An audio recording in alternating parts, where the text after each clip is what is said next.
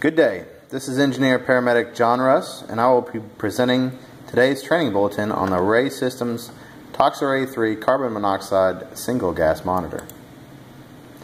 ToxiRae 3 provides 24/7 CO monitoring utilized for EMS responses where CO may be present but undetected. We received these devices after the publication of a near miss where a department responded on a routine medical call that crews perceived the patients to be intoxicated. Only after their single gas CO monitor began alarming on scene were they made aware that in fact they were entering a hazardous atmosphere with high levels of carbon monoxide, the true definitive diagnosis for the patients. This allowed the crews to protect themselves appropriately for this response. The ToxiRae 3 CO monitors are to remain on the EKGs at all times when not directly in use, as they are intended to be used in all emergency medical responses.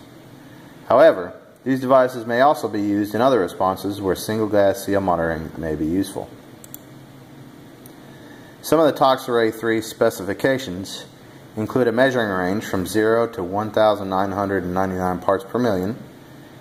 It runs off of 2 replaceable AA high-capacity lithium-ion batteries with an approximate 2-year operating time. The sensor operates using the diffusion sampling method with a response time of less than 12 seconds and is good for 2 years. The device can operate in temperatures from -4 degrees Fahrenheit to 140 degrees Fahrenheit and humidities ranging from 0 to 95%. The ToxiRae 3 can have numerous alarms set. However, currently, Brentwood Fire and Rescue utilize only a low alarm at 35 parts per million and a high alarm at 200 parts per million. The ToxiRae 3 has 2 operational configurations. In one mode, the display reads the current CO in parts per million at all times. This configuration is not used by Brentwood Fire and Rescue. The operation configuration we use is the countdown configuration. This display displays how many days until the sensor expires. This mode allows us to leave the ToxiRae 3 on 24 hours a day, 7 days a week. Once the unit has been switched to countdown configuration, it cannot be turned off. A quick rundown on the ToxiRae 3 user interface. Located on the top left is the alarm and buzzer. There are 2 LED lights that illuminate when the alarm, located here and here, when in alarm. On the top right is the gas inlet or gas port. Of course, the display is here. On the bottom left is the mode key, and then the bottom right is the Y+ key, or also the selector key. To step through all the displays, you may use the mode button to toggle through. Each display can be cleared out by pressing the Y+ button.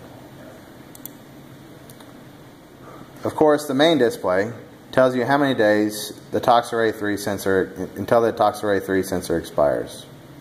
The screen alternates between the word DAY and the number of days, as in here, day 398.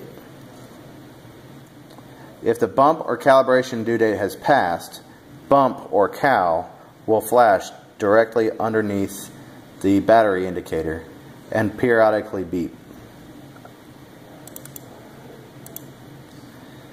You can hit the mode button to advance the displays. This is the STEL display. This provides short-term exposure limit data. These are based on 15-minute STEL values of carbon monoxide in parts per million. When viewing the STEL screen, you can clear the value by pressing the Y+ and then the Y+ again, clearing it to 0 parts per million. If you don't press any key within 1 minute, the display will revert back to the normal day indicator. Next is time-weighted average. The time-weighted average reading is an average reading of the gas concentration times the fraction of 8 hours that the monitor was last cleared. When viewing the time-weighted average screen, you can clear the value by pressing Y and then the Y+ button again. Next is the peak value. This is indicated by P alternating with the reading. This tells you the highest reading of carbon monoxide since the ToxiRae 3 countdown was last cleared. Again, to clear, Y plus, and then Y plus again.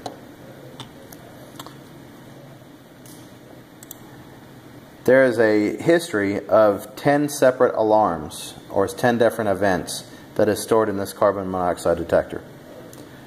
If there have been any alarms, you can step through them by pressing the mode. Again, reading up to 10 events, labeled A01 through A010. This detector currently only has 6 alarms currently. You can scroll through by hitting the Y plus button to scroll through.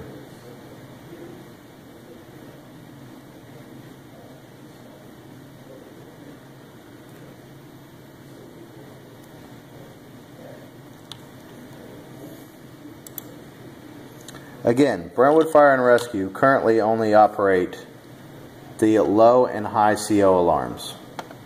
The low alarm is set at 35 parts per million.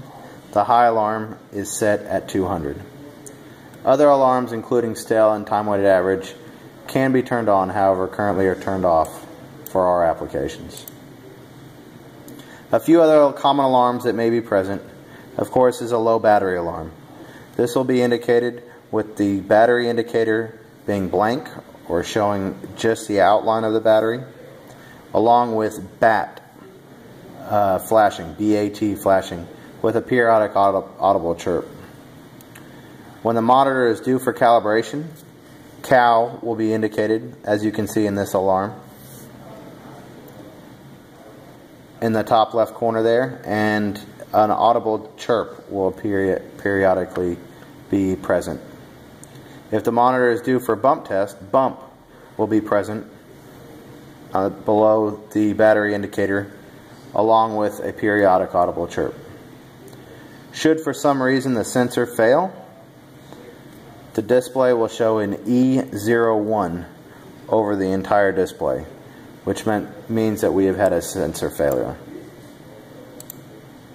Currently, Brentwood Fire Rescue calibrates the ToxiRae 3 utilizing equipment provided by Williamson County Emergency Management Agency. The ToxiRae 3s are calibrated on a 6-month schedule. Bump testing is also conducted periodically by Williamson County EMA.